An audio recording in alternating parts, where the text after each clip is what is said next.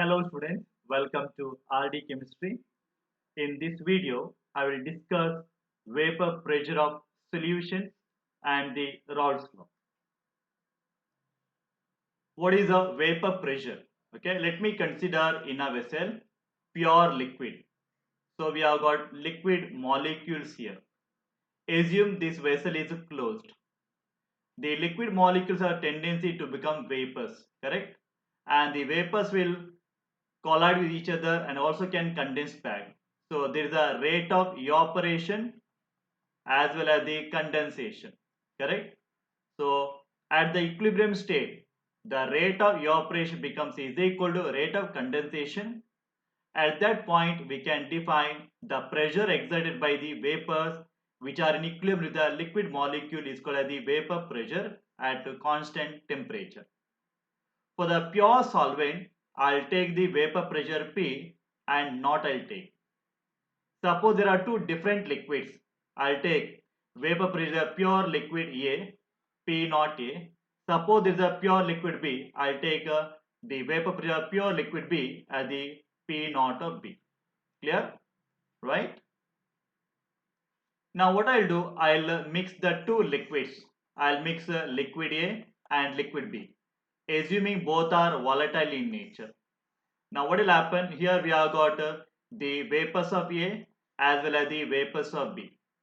Now this is not the pure liquid. This is our solution now. Okay, this solution. So we have got vapors in the solution now. Vapors in the solution. Now how to calculate vapor pressure? This vapor pressure now actually called as the total vapor pressure of the mixture because you have got mixture of liquids. So the total vapor pressure. How to calculate total vapor pressure? When you have got two different types of the vapors according to Dalton's law, the pressure due to the first liquid vapor plus pressure due to the second liquid vapors. Okay, and these are called as the partial pressure. These are called as the partial pressure. Now to calculate total pressure and how to calculate partial pressure of the individual. Therefore, we come across one law called as the Raoult's law. So you have to study now what is Raoult's law. Clear? So now what is this Raoult's law? According to Raoult's law, for a solution of volatile liquid, mixture of volatile liquid, partial vapor pressure of each component of the solution is directly proportional to mole fraction in the solution. For example, after mixing liquid A and liquid B, which are volatile in nature, so what will happen now? The vapors of A is there, vapors of B is also there. So the total vapor pressure of the solution is equal to partial pressure of the first one plus partial pressure of the second one, let it be A and B respectively. Now to calculate partial pressure of A. Partial pressure of A is directly proportional to the mole fraction A in the liquid state. Okay, dissolved in the liquid state. Similarly, partial pressure B is directly proportional to the mole fraction of the B in the liquid state. Correct? Now, PA is equal to, it is a P naught of A, that means a vapor pressure of the pure liquid A into XA. PB is equal to P naught B into XB. So therefore, total pressure is equal to partial pressure of the first one plus partial pressure of the second one, which is equal to P naught of A into XA mole fraction plus P naught of B into mole fraction B. Also remember students, whenever there are two components XA plus XB, sum of the mole fraction is equal to 1. Clear? Right? So I'll repeat student, suppose there are two liquids A and B and they are mixed separately to give the AB solution. Okay? Each component individually have got its a vapor pressure P naught A and individually B liquid also have got P naught B. When you mix the two, we call it as the total pressure is equal to PA plus PB, partial pressure A and partial pressure B, which is equal to P naught of A into XA plus P naught of B into XB. Clear student? This is according to the Raoult's law and according to the Dalton's law. Clear? Right? Also remember XA plus XB is equal to 1. Correct?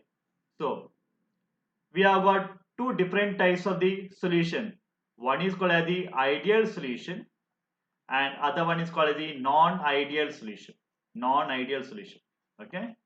Ideal solutions obey the Rawls law, whereas the non-ideal solution do not obey this Rawls law. Clear?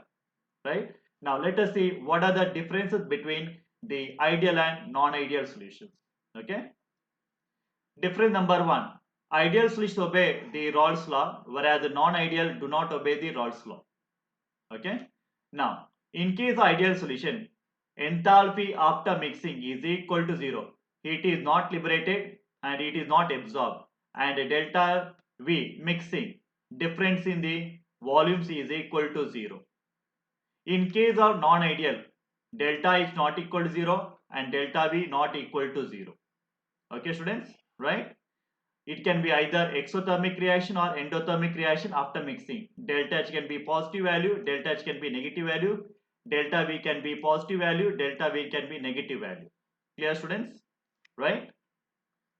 In case of ideal solution, the interaction between the A molecule and B molecule interactions are equal to interaction between AA molecule and BB molecule. For example, between A, say there is a distance of 3 units. Okay. Similarly, B also, B are separated by say assuming 3 units. They attract to extent of say 3 units are there. Okay. Now when I mix the A and B, what will happen? The interaction between the two remain the same. Same interaction before mixing and after mixing. But in case of non-ideal solution, suppose between A and A, they are separated by say 3 units distance between them interaction. B also between them 3 units. But when I mix A and B, either A and B can come very close to each other or A and B can go away from each other to a larger extent. That means interactions do not remain the same after mixing. Clear? In case of ideal solution, they do not form azeotropic mixture. That means they do not form the boiling mixture. They don't be having constant boiling mixture. This will study later part. Whereas non-ideal solution can form azeotropes. Okay. Now what are the examples for the non-ideal solution and ideal solution? Example for ideal solution is N-hexane and N-heptane. Similar type of the molecules. Okay. In case of non-ideal solution, ethanol and acetone, two different types of the molecules are there. One is the alcohol molecule, other is the ketone molecule. Next one, the carbon disulfide and the acetone mixture. Say these two will form non-ideal solution. Okay, right? Now let us see the differences between two types of non-ideal solution. One solution is called as the solution showing positive deviation and other one showing the negative deviation from the Raoult's law. Okay, so we have a positive deviation and negative deviation under the non-ideal solution. The first difference is AB interactions are very less compared to AA interactions and BB interaction, which means interaction less means A and B will go far away from each other when compared to A and B, assuming AA very close to each other, B and B very close to each other. But when you make the two, interactions are very weak. Actually, they are far away from each other. But you take the negative deviation, what will happen? Interactions is stronger interaction. That means A and B very close to each other compared to the individual, okay, AA molecules or BB molecules. Interaction stronger. Okay, clear? Now see here, when the molecules going away from each other between A and B, consider A and B away from each other, what will happen? Volume is tend to increase. When volume tend to increase, the difference in the volume, initial and final, would be a positive quantity. Also remember, delta H will be a positive quantity. For positive deviation, both are positive quantities. Now, when in case of the negative deviation, when two molecules A and B molecule come closer, what will happen? It will shrink in size. Volume decreases. Therefore, volume is taken as the negative. Also, delta H will be the negative quantity. So, it is an exothermic process. And the first one is the endothermic process here. Clear? Solution showing the positive deviation, they form minimum boiling azeotropes. And those showing the negative deviation forms maximum boiling azeotrope. This you have to remember. Okay, right? Also, you have to remember the example for positive deviation, ethanol acetone, carbon disulfide acetone mixture, ethanol and water mixture, and cyclohexane ethanol mixture. Remember, wherever there comes ethanol, most of the cases they are showing the positive deviation. Okay, right? Now, for negative deviation, remember phenol aniline, chloroform acetone, chloroform diethyl ether, chloroform and benzene. Okay, right? So we have to remember the examples here, right? Now, what are these azeotropes? What are azeotropes? Azeotropes are binary mixture. That means it's a mixture of two components having same composition in the liquid state and the vapor state, and boil at a constant temperature. For example, I have got say ethanol water mixture. Ethanol water mixture, when you distill out, what will happen? Water can be removed. Maximum water can be removed. But what will happen? Now the liquid after distillation will reach that point where 95.5% alcohol is present and remaining 4.5% is water is present. Now when reach this composition, water cannot be removed from this mixture. Therefore, what will happen now? These two form single liquid, and it will boil at the same temperature. There won't be two different temperatures. Okay, clear? So such kind of liquid mixtures are called as the azeotropes. Now you are given here minimum boiling point mixture.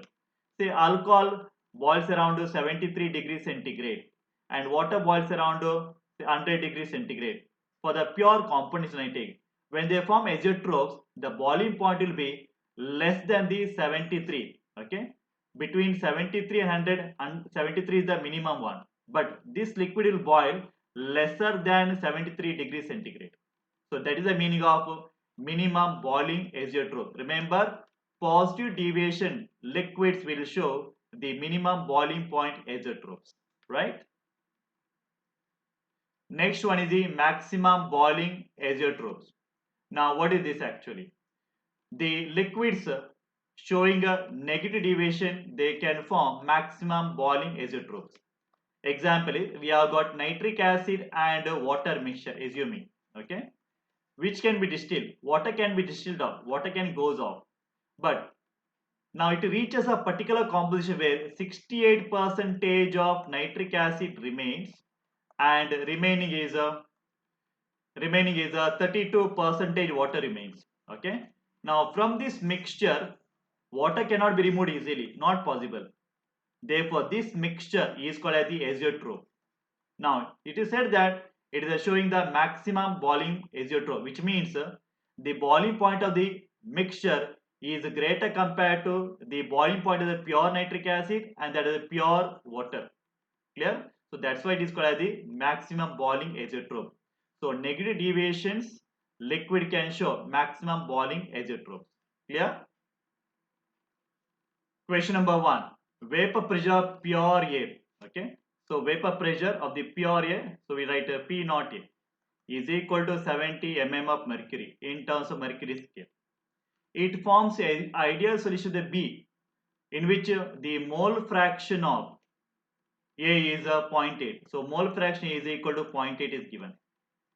If the vapor pressure of the solution, now they have mentioned solution, that means after mixing, it's the total pressure is equal to given 84 mm of mercury. Okay. Therefore, vapor pressure of the pure B is equal to how much? That means you are supposed to calculate P naught of B is equal to how much? So according to Raoult's law and Dalton's law, we have got total pressure of the solution is equal to PA plus PB. Correct? So we have got PA is equal to P naught of A into XA plus P naught of B into XB is equal to total pressure. But total pressure of the solution mentioned 84 is equal to P naught of A is given 70 into mole fraction 0.8 plus P naught of B have to calculate into XB. So XA plus XB should be always be equal to 1, correct? So xp is equal to 1 minus xa, which is equal to 1 minus xa is equal to 0.8, so it is a 0.2. So this is equal to 0.2. Clear? So we have got 84 here. So this is equal to plus 0.2 P naught of B. Okay, so 84 minus 56 is equal to 0.2 P naught of B, right? So which is equal to 28 is equal to 0.2 P naught of B, or P naught of B is equal to 28 divided by 0.2, or it is equal to 280 divided by 2 is equal to 140 in terms of mm of mercury, right? So the answer is, therefore answer is equal to option number 3, okay? 140 mm of mercury. Clear, students? Question number 2. Out of the two compounds given below, vapor pressure B at a particular temperature is, see they are given paranitrophenol, orthonitrophenol. See here in case of second compound, B compound, there is a intramolecular hydrogen bonding. There is a intramolecular hydrogen bonding. Hydrogen forms the hydrogen bond is the oxygen of the, okay, in the within the same molecule it is, correct. This kind of bonding is called as the intramolecular hydrogen bonding, and the first compound will form intermolecular hydrogen bonding. Whenever the intermolecular hydrogen bonding is there, association of molecule taking place. In the second case, there is no association of molecules, correct? Okay, therefore, in the first case, boiling point is low, and moreover, the second compound is a steam volatile, whereas the boiling point of the first compound more than the steam, more than the 100 degrees centigrade. Remember, when the boiling point is lower, its vapor pressure also very high. Okay, its vapor pressure become very high. As the vapor pressure increases, boiling point also increases easily. Okay, sorry. As the vapor pressure increases, boiling point will be generally lower at a given temperature. Okay, right? So, lower the vapor pressure, higher will be the boiling point. So, therefore, answer is option number 1. So, vapor pressure of the B is higher compared to that of the A. Therefore, it will boil at the lower temperature. Okay, right? Question number 3. The vapor pressure of pure liquid, two liquid A and B in the ratio 1:2. That means if I take P naught of A divided by P naught of B, it is equal to 1/2. Okay, given for pure liquids. A binary solution of A and B contains AB in the mole fraction 1:2. That means mole fraction A to mole fraction of B is also in the ratio 1:2. Question is mole fraction of A in the vapor state you have to calculate. Okay, mole fraction A in the vapor state you have to calculate. Now you have to make use of the Dalton's law. Okay, Dalton's law mainly for the gaseous components, correct? How to calculate partial pressure of the A in the gaseous component mixture of gases is equal to, okay, the mole fraction of the same component A, but I'll take the YA, because here XA and XB are the mole fraction in the liquid it is. This is in the liquid. Now this mole fraction the vapor phase, in the vapor phase, okay, into the total pressure PT. Clear, students? So I can write YA I need to calculate, which is equal to PA divided by PT, correct? How to calculate partial pressure of A? Partial pressure of A is equal to P naught of A into XA divided by PT. Clear, students? So what I'll do, I'll go for YA divided by YB. So the component A mole fraction and component B the mole fraction the vapor state is equal to P naught of A into XA divided by PT whole divided by P naught of B into XB divided by PT. Total pressure is common, get cancelled. So it is equal to P naught of A into XA divided by P naught of B into XB. Correct, students? See also we have got the P naught of A divided by P naught of B is equal to 1/2. Correct? Similarly, we have got XA divided by XB is also equal to 1/2, right? Therefore, I can write now Ya divided by Yb is equal to 1 by 2 into 1 by 2 is equal to 1 by 4. Therefore, Ya is equal to 4Ya is equal to 4Ya is equal to Yb. I can write, right, by cross multiplying, right? We also know that total mole fraction always equal to 1. So Ya plus Yb is equal to 1. So mole fraction A plus mole fraction B is always equal to 1. Correct, students? So therefore, Ya plus Yb can be written as the 4 times Ya is here, right? Is equal to 1, right? This is the 5 times Ya is equal to 1. Therefore, I can write Ya is equal to 1 by 5. 1 by 5 is equal to 0.2 times. Clear, student? So mole fraction of the A in the vapor state is equal to 0.2 and that of the B would be equal to 0.8. Okay, right? Okay, therefore answer is option number 2. Clear, students? Right? Question number 4. A solution of two liquid boils at the same temperature. That means it is an azeotropic mixture. Okay, and the boiling point is more than that of the individual liquids. And the binary solution shows.